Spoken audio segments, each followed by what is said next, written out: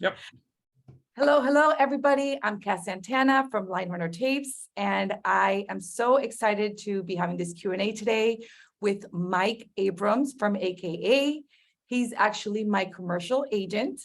And I'm going to be asking him some questions that I know that a lot of actors ask me, and I have some answers, but I want to hear what a veteran agent has to say. So welcome, Mike.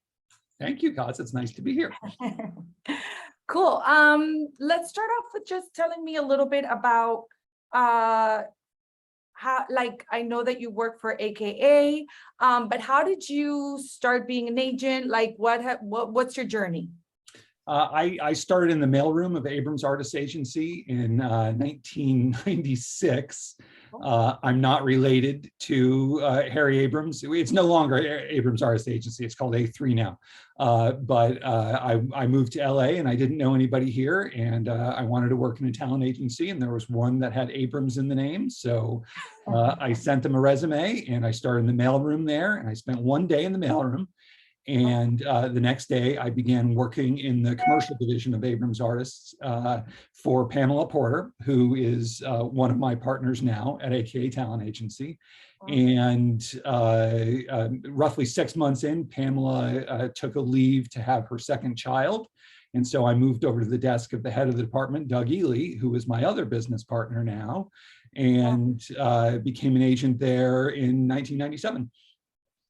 Wow, so those are deep roots, because right now AKA commercially is Doug and Pamela and you. That is correct. I was an agent at Abrams for about a year when the three of us left and started AKA in June of 1999. Wow, that is so cool. See, I didn't know that. There you go. We've all, for the last 20 some odd years. Wow. We've been doing essentially the same thing with the same people. That's cool. That means you have lots and lots of knowledge, and it's cool that you guys have worked together for that long. That's so unheard of. Yeah, we're like family. Yeah. Cool. So now that we're talking about that, I know that every agency is different.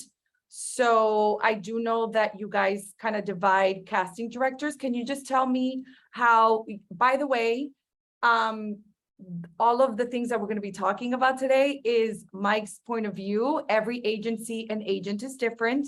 So I just want to preface that. But how does AKA work in terms of dividing and conquering casting and talent? We all represent all of our clients, so we don't divide up the actors in any way. I think actors naturally sort of gravitate towards, often they'll ask, do I have a point agent? And we don't do anything formally like that, but the way the relationships work there, clients find someone who maybe they're more comfortable talking to. But we still represent everybody. As you know, you get auditions from Doug and Pam and myself. But if you want advice about something, I think you might call me, because we've built up that relationship since we've been working with each other. So that's how it works with the talent. Like you said, we split up the casting directors by territory. So there are different people that Doug, Pam, and I cover. And that also has happened organically over the years. Like I said, we've all been working together with the same people for a long time. And, some people just, build close relationships. Ross Lacey was just starting on his own as a casting director when I started as an assistant at Abrams. So, our timelines have sort of coincided. We're old friends. A lot of the casting directors, some of the major casting directors now started as assistants. So they were assistants to other casting directors at the time that I was an assistant. And so, we built those relationships up. It's crazy to think about how long we've been doing this, because we were kids at that point. But yeah, people like Jody Sonnenberg, Ross, Allison Horn, Jacob at Spot. So many of us, started, were working together day to day as assistants before I became an agent. They became, full-on casting directors. And it's interesting that you're saying that, because I remember doing a Q&A a while back in a commercial class with Ross Lacey, and he said, do you think that because you've had those relationships that certain casting directors trust your picks for the people that you submit? And like, how does that work? Yeah, I hope so, Right.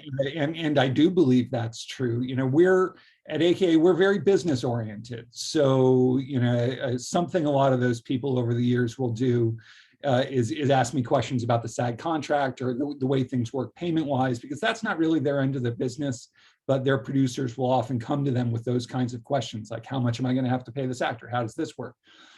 So a lot of our relationship is, a lot of the trust, I think, is based on that. And yes, I would certainly hope that they would see the people that I'm submitting. If they see a face that they don't necessarily recognize, that that my endorsement at this point means something. We've been around for a long time, and by no means are we, are we perfect. But I do think it means something when we submit someone that, if they have my faith, that there's maybe reason for the casting director to check them out.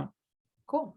And what does a typical day look like for you? What's a typical work day for you, Mike? Boy, prior to March of 2020, that might have been an easier question to answer. Yeah. Much more difficult question to answer now. We're back in the office. I go to the office 2 days a week. I go in on Tuesdays and Wednesdays. We try to get as many of our staff are, currently feeling well on Tuesdays to go in so that we can have some FaceTime with each other. Beyond that, over the years, especially with the rise of online casting, this is a 24/7, 365 job. I get emails at 10 o'clock at night, 6 o'clock in the morning. There's a casting director who often sends their times out at 2 or 3 o'clock in the morning. I never know whether they're in a different time zone or they're just a night owl. So I don't know that there is a typical day, anymore. There is often business for me to attend to very first thing in the morning. I go to bed early. I'm an early riser. So there are often business emails that have come out while I've been sleeping that need, attention in the morning. And it's a little bit like drinking from a fire hose. It's, getting auditions out, dealing with audition issues, dealing with avails. We have negotiations going on. Actors that have, various needs for various things.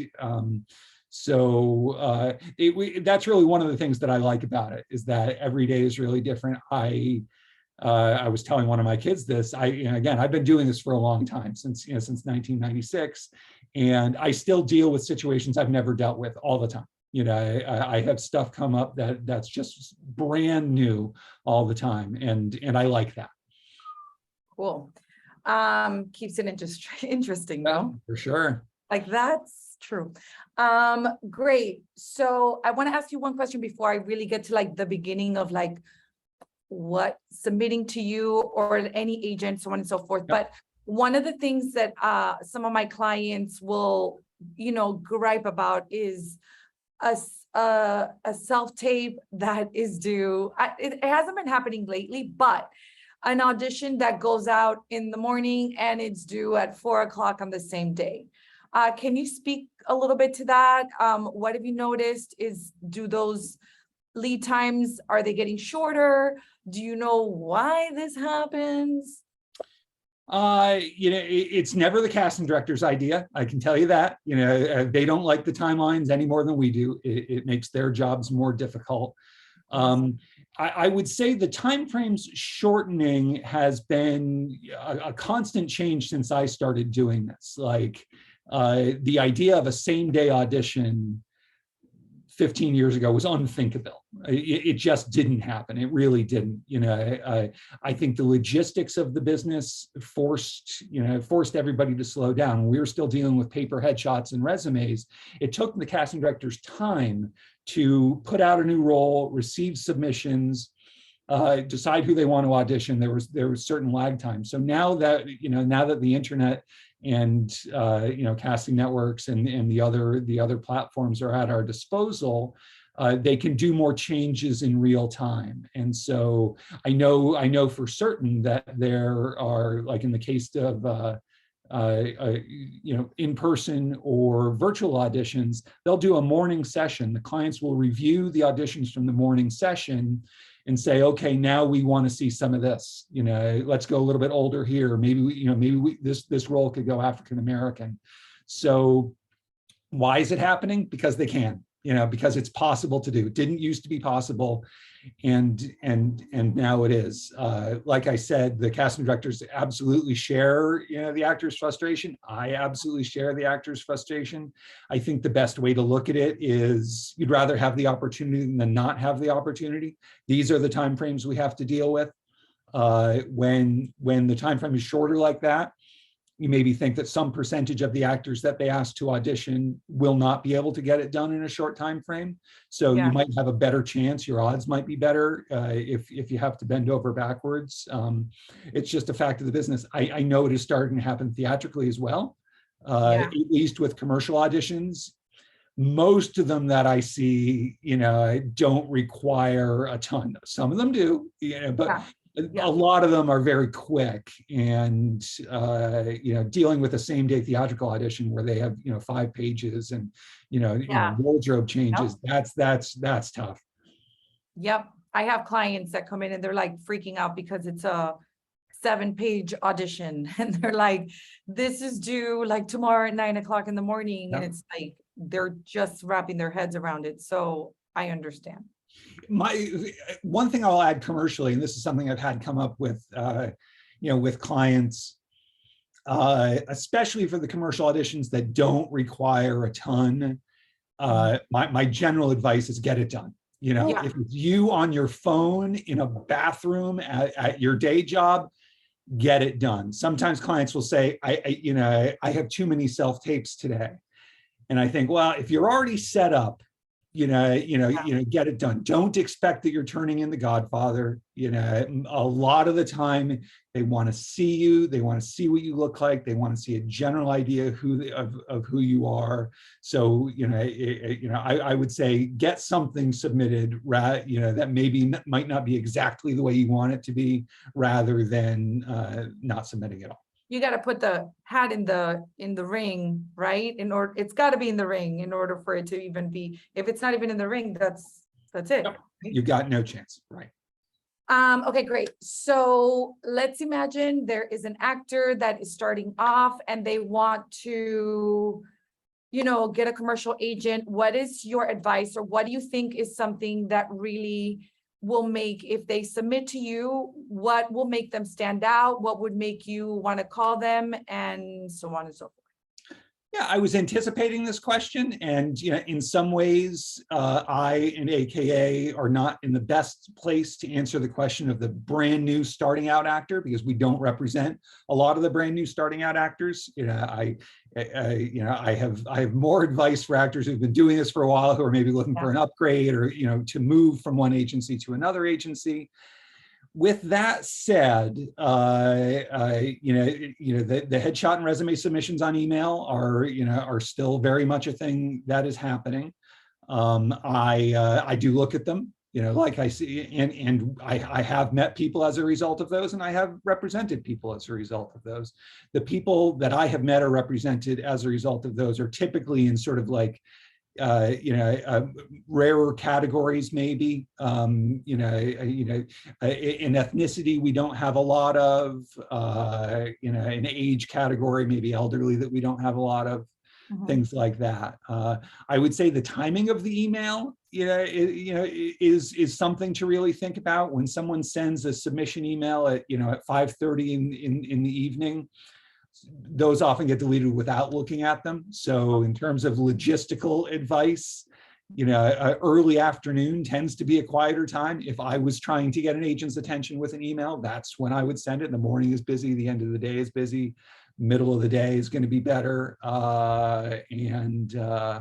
And beyond that, just all the usual suspects, doing showcases, getting into a peer group of other actors that maybe have more experience than you.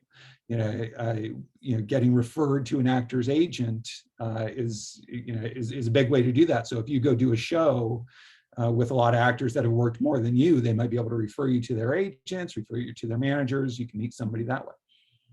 Okay, great. So let's unpack that a little bit, because if an actor is pretty new or green, you would suggest not to try to go after, like, I would say the top 10 commercial agencies necessarily, because they tend to have more seasoned actors. Maybe it's a better idea to go after a smaller agency, and they're more likely to possibly, like, if you don't have somebody to refer you or something like that.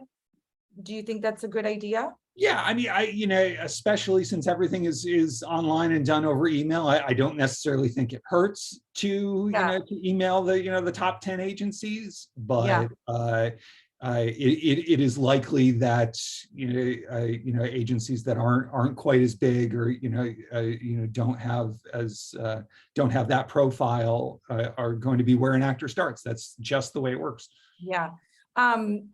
Yeah, in the morning you guys are submitting, right? And in the afternoon it's a little bit more calm, things are a little bit more settled, so therefore you're more likely to just open the email, right? Yep, absolutely. Great. Something that because actors ask me, and sometimes I'll help them out with their email. Mm-hmm. And one of the things that I share with them is, like, a lot of times actors look at it from their point of view. Like, the first thing they say is, hi, I'm requesting, I'm just wondering if I want to submit. I'm like, why don't you talk to them about the benefits of having you as an agent, as, like, I speak 3 languages, and I go, I see myself as this and this and this, or I can do karate in I don't know, like those special skills or those things, and speak to them from the point of view of, like, oh, I may not have this in my roster, as opposed to, can you do something for me and represent me? I think you said you might have watched the SAG forum that I did with the other agents, and something that we learned there is that each agent might be a little bit different in terms of what they like to see in the email. Okay. My recollection is the consensus is short and sweet, to the point. Yep. Not gimmicky. I get a lot of emails that are really trying to be funny, and we generally don't have time for that. So I agree with you. Like I said, the people who I meet are because they're in a category. There's something that we don't have that that I believe I can market. So I think leading with a description of who you are, what you are, what you offer, is the best way to do it. I just moved here from such and such, and I'm so excited. That's How many times have you read that? Right. Probably, it's not that we don't care, but we don't care. You don't care. 100%. I've read it 1,000 times. So yeah, it's not relevant. You'll get to bring that up in a meeting. Yeah. Do you care about training? I think once I'm looking deeper, to some extent, yes. Okay. Not leading off. Again, leading off is, what category is this person in? Okay. Is this? With that said, and I think this came up in the forum that we did also, there are some, specifically commercials. Improv is very important for commercials and the improv comedy. So, and there are some name brand improv places: Groundling, Second City, UCB, places like that. That if you're in class or have taken classes at like one of the sort of brand improv places, that's a good lead too. Okay, cool. All right, so I had a client today that wrote me, and she has a commercial agent. She's actually a very good actor, and she said today, she was like, man, I'm not getting, it's been months since I've gotten a commercial audition. So why does that happen? And which I'm sure there's a million reasons, but why does that happen? And what can an actor do? What's a proactive stance that an actor can have or do or whatever in order to sort of get in there and maybe get more? Everyone wants to have more auditions, right? What can an actor do? Well, I guess, the first question was, why does that happen? And you're right. That's difficult to answer, especially it's difficult to answer without knowing the category the person is in. There are people in some categories, I mean, maybe not, I haven't had a commercial for months, but there might be somebody, who says, I get an audition every 2 or 3 weeks, and I meet them and, they're very specific. And I might say, right, I think this is the market for you. I think that's just the way it is. If somebody is in a more mainstream category, has had success in the past, and is not getting any auditions, the only explanation that I can come up with is that the breakdowns aren't getting done quickly. It is so fast now. You talk about actors being frustrated that the self-tapes have to be turned around. Breakdowns, the casting directors release the breakdown and in many cases begin scheduling auditions in real time as submissions come in. So an hour can make a difference. Half an hour can make a difference. So that is the most likely explanation. Again, for somebody who's in a mainstream category who isn't getting out, maybe there's something going on at the agency, or maybe one agent is covering all the breakdowns where they didn't used to, or whatever it is, that they're just not getting done in time. Because that's such a huge factor. Unless, and then beyond that, if an actor is obviously not getting submitted, they're not going to get auditions. But obviously I can't answer why that would be happening. Little known fact. Mike, that's a major key that you just said. Like, I feel like at times we look at it from the actor's point of view, and you guys are sort of in the race as well to submit super fast to get us. So wow, what a great nugget of gold you just. Well, except there isn't anything that you can do about it. It's like there's an explanation, but the question of what you do about it is hard. Yeah. So what do you think? I mean, you starts with communicating with the agent, which I know is hard. I don't love fielding those questions either, because I never have an answer. If somebody says, hey, how come I'm not getting out more? Yeah. I never have a great answer. I never have here's the explanation. But it will bring it to my attention, especially, again, it's, if you're in a mainstream category, like Klaz, if you reached out to me and said, I haven't had an audition in a month, I would say there's something wrong. Aside, whatever it is, something's going on here. Let's figure out what's happening. Again, nobody likes to hear that question. And it just sort of puts it on the radar. I don't really know that there's a lot that an actor can do. Some people will send out mailings to casting directors. I really don't know that has any effect. A lot of the commercial casting directors teach classes now, and I don't know how much that helps, but I know it won't hurt. That's if you have the means to do those things. If I were an actor, I would do it if I had the means to. You can talk about headshots, but headshots is an easy explanation. That's an agent's favorite explanation for why it's slow. Oh, there's something wrong with your headshot. And, there can be some truth to that, but it's rarely just that. How often do you think an actor should replace their headshots? I know that can vary, but some people say once a year, some people say every 3 years. Really, either of those things could be true. The way that casting networks works and the way that submissions work, I actually think changing headshots too often can do harm, because especially if you're someone that's already auditioning a fair amount, that the casting directors already know you, it's a familiar thing. The headshot isn't like a pitch, it's a reminder. It's like a business card. And so if a casting director is used to clicking on the same headshot, clicking on the same person, and you change something drastically, I think that can be bad. So it really has to do with, is this working? Does this still look like me? And if the answers are yes, don't change it. Like, there's absolutely no reason to change it. If your appearance changes drastically, and I'm not talking about 2 or 3 inches of hair, if your appearance changes drastically, you need new headshots. And if if you and your agent have decided like these just aren't any good, that's a good explanation. But don't get new headshots just to get them. I know there are actors that do that, and not only I think that's a waste of time and money, I think it can actually hurt. Okay.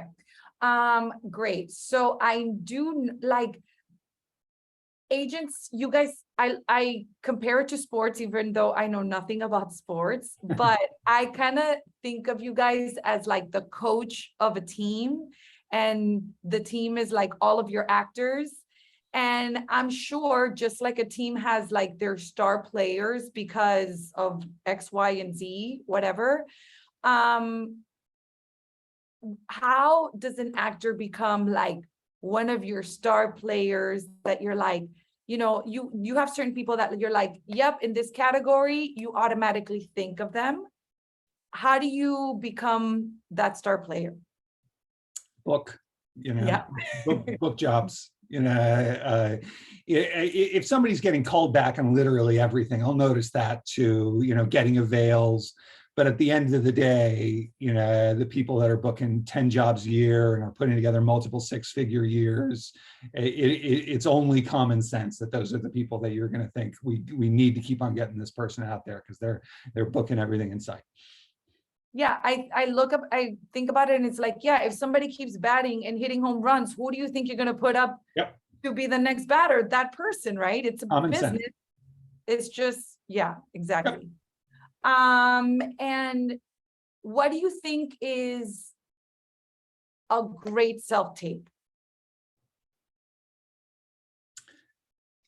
Honestly, I would, that more than I do. Okay. So yeah, I think I'm going to sort of punt on that question. I'm not a casting director, and I'm not an actor. So any response I have to that would be common sense, following the instructions. Oh, I do have one thing about self-tape, but following the instructions, lighting, things like that. But, and this will be a running theme, as with the self-tapes themselves and the breakdowns, speed matters. There is no question that there are casting directors reviewing them as they come in. I know this for a fact. They're reviewing the tapes as they come in, and once they've seen enough good ones, they stop. I know that is true. So, if you get a self-tape at 10 o'clock in the morning and it's not due until 6 p.m. the next day, I can't tell you how many clients we have submit it at 5 p.m. the next day. Bad idea. Get it done as quickly as you can get it done and get it submitted. I've heard other agents say this, other managers say this. So that is the one piece of advice I have with self-tapes. Obviously, do it well, do it as well as you can, but don't wait. Just imagine they put out 50 self-tape requests. They're going to get 35 of those back in the hour prior to when it's due. Wouldn't you rather be one of the 15 that came in prior to that? What are they going to pay more attention to? That kind of hurts my feelings a little bit. Sorry. But that's just the way that it is, right? Yeah. The only reason that I'm saying it is because, like, I know that look, I get it, and I understand like the process, right? Like, it's all common sense what you're saying. And at the same time, and I'm saying this with a double, because it's like, also there's sometimes people who come and be like, oh, I need this in an hour because it's due in an hour. And I'm like, why are you waiting to like, right? But at the same time, like, if a casting director is asking for your tape, it like sometimes they'll pay for somebody to coach them and stuff like that. So, it would just be cool if they watched it, at least. That's the very least that they can do, right? Yeah, and I don't think that's true with all of them. I know this for a fact too. Yeah, it's exactly true with some. Like, I have a couple casting directors. The easiest way that I know this is we get self-tape requests all the time. I cover a solid group, some of the busiest commercial casting directors in LA. 2 of them will ask why they haven't received a self-tape that they've requested. 2 of them. The rest of them, if you don't submit it, I don't hear anything. They're not paying it. They're not tracking to see if they got your self-tape. 2 casting directors will say, hey, this person, I wanted to see that. But the rest of them they're taking what they take. Okay. And clearly the business has changed in the last year, 2, 3. But what do you think is a trend that you've noticed? Do you think we'll go back to more in-person trends? And are we going back in person? What are your thoughts? I think the balance of self-tape and online to in-person, where it is now, is probably somewhere where it's going to end up. I don't think we're going 100% back in person. There are casting directors and directors that clearly really like the self-tapes and online casting. There's busy casting directors that are essentially 100% virtual at this point. I don't think they're going to go back. By the same token, in-person auditions have some big advantages as well. And there are some casting directors that do only in person at this point. So I think it will continue to be a hybrid forever. Okay. And do you think that this is sort of the percentage where it's going to stay at? That's hard to say, but yes, I don't know why it would change appreciably. Maybe there will be a little bit more in person. I've noticed maybe a slight uptick and maybe doing, they do the auditions via self-tape and then do the callback in person. So maybe that'll shift a little bit and there'll be a little bit more in person, but I think it's going to continue to be a mix. Yeah, I personally love like a first call on a self-tape and then a call back in person. Ooh, that's there's there's a lot of that. Yeah. And, everybody's different. There's people that do better in person. There's people that do better in self-tapes or Zoom callbacks. At the end of the day, we just have to figure it out in both realms, because if you don't, then you kind of left behind a little bit. I think that's true. Cool. Well, I have taken enough of your time.